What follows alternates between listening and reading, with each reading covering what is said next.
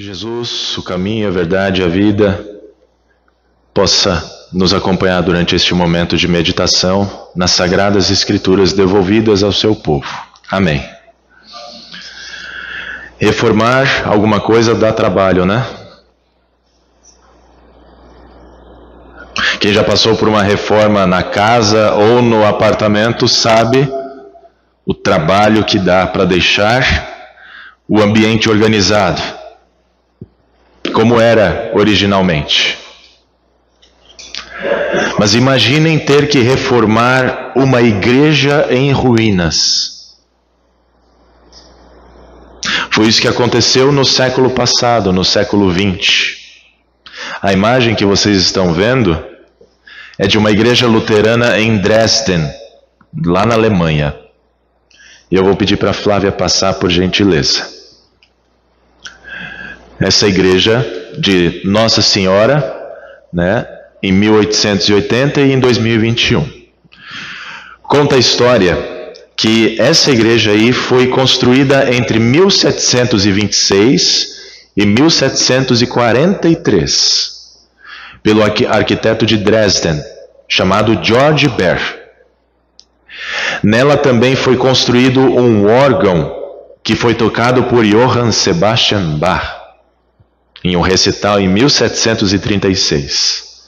Bach, que era luterana.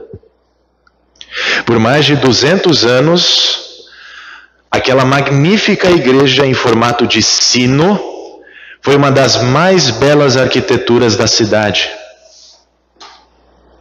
Porém, em 13 de fevereiro de 1945, ela ficou comprometida por causa dos bombardeios durante a Segunda Guerra Mundial. De acordo com os historiadores, foram 37 horas seguidas de bombardeios aéreos na cidade. As pessoas que ali se refugiavam, para não morrerem, tiveram que sair dali. E no dia 15, às 10 horas da manhã, a igreja não resistiu e desmoronou.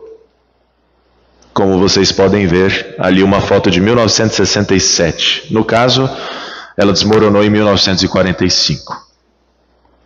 As ruínas daquela igreja ficaram empilhadas durante 45 anos. Nada ali foi mexido.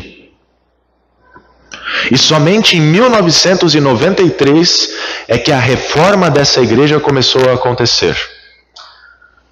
E o interessante é que os reformadores utilizaram as plantas originais de George Baer.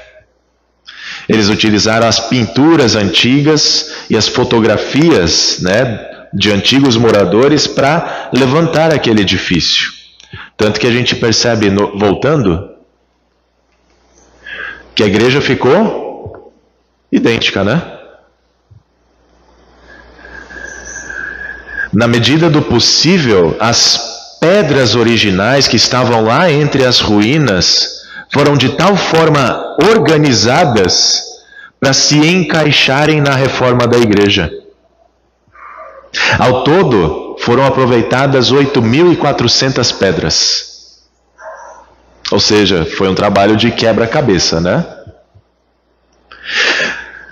Pode passar, Flávia, mais uma vez. No entanto, né, o que chama atenção nessa foto aqui? A estátua.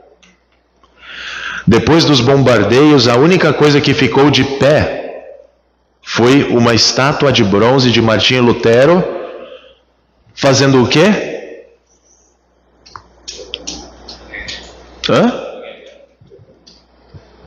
Segurando a Bíblia, pregando. De certa forma, essa história aqui é uma boa ilustração do que aconteceu na igreja no século XVI. Havia uma bela igreja, cuja pedra fundamental era Jesus Cristo, o Filho de Deus que veio ao mundo para resgatar a humanidade perdida, resgatar o ser humano do seu pecado, da morte, da condenação eterna. E isso ele o fez morrendo na cruz, ressuscitando dentre os mortos. Nós cremos isso. Essa igreja tinha como base a Escritura Sagrada, que na época era a lei e os profetas, que davam todo o suporte para reconhecer que Jesus era o Cristo prometido, o Messias prometido da parte de Deus, desde o Éden.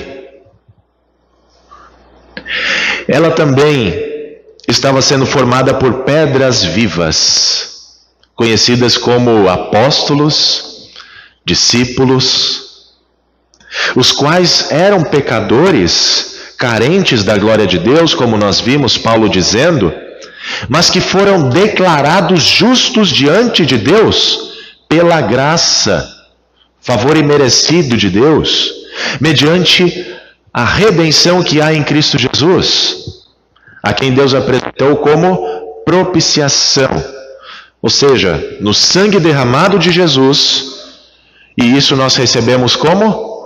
Pela fé.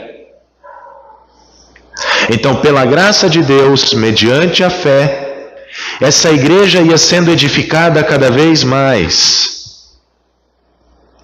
E isso conforme os discípulos permaneciam na palavra de Jesus.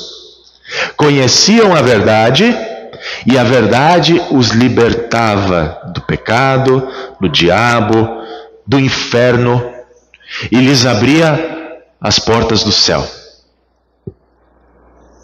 Era uma belíssima igreja que estava sendo construída pelo Espírito Santo.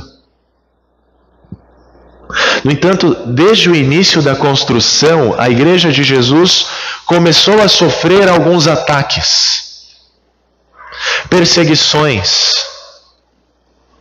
heresias, falsos ensinos, com falsos mestres, idolatria, que ameaçavam deixar a igreja em ruínas.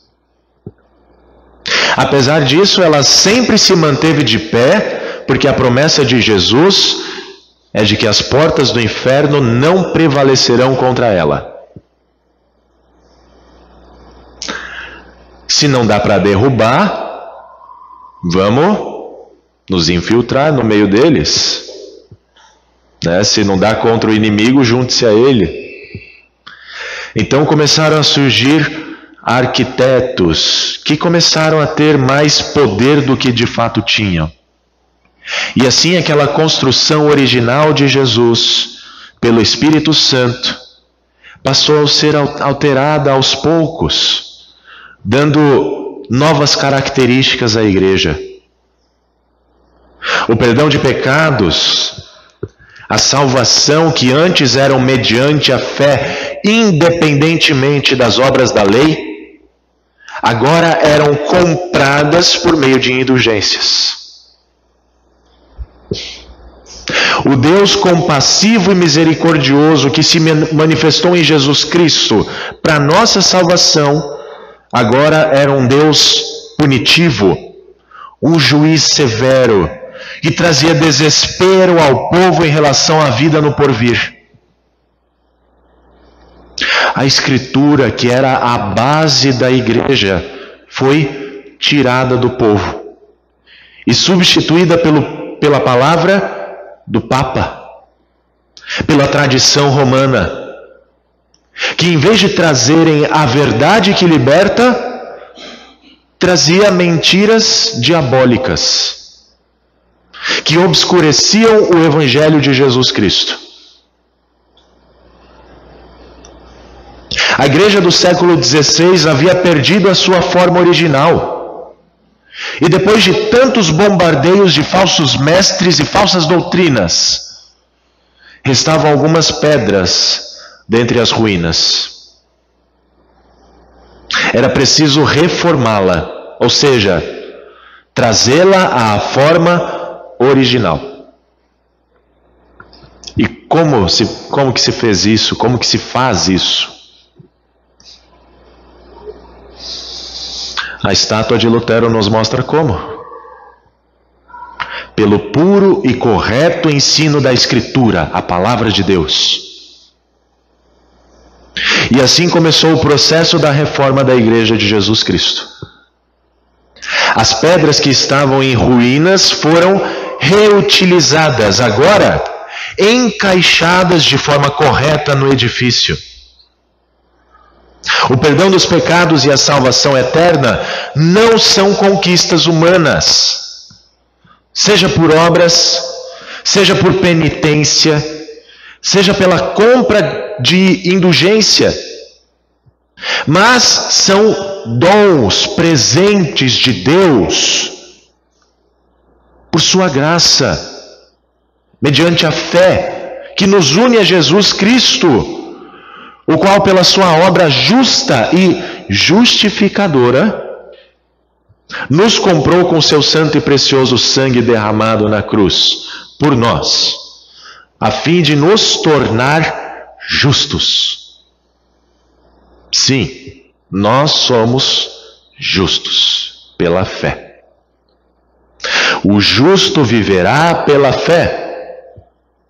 Essa verdade eterna do Evangelho libertador continuará sendo proclamada a todos os que habitam na terra. E nem o Papa e nem ninguém poderá nos silenciar.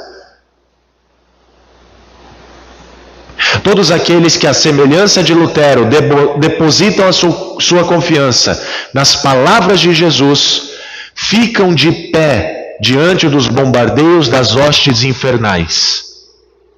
Afinal, em Cristo nós somos mais que vencedores, e no último dia nós estaremos de pé, ao seu lado, para julgar os ímpios, os impenitentes, os maus e os falsos mestres.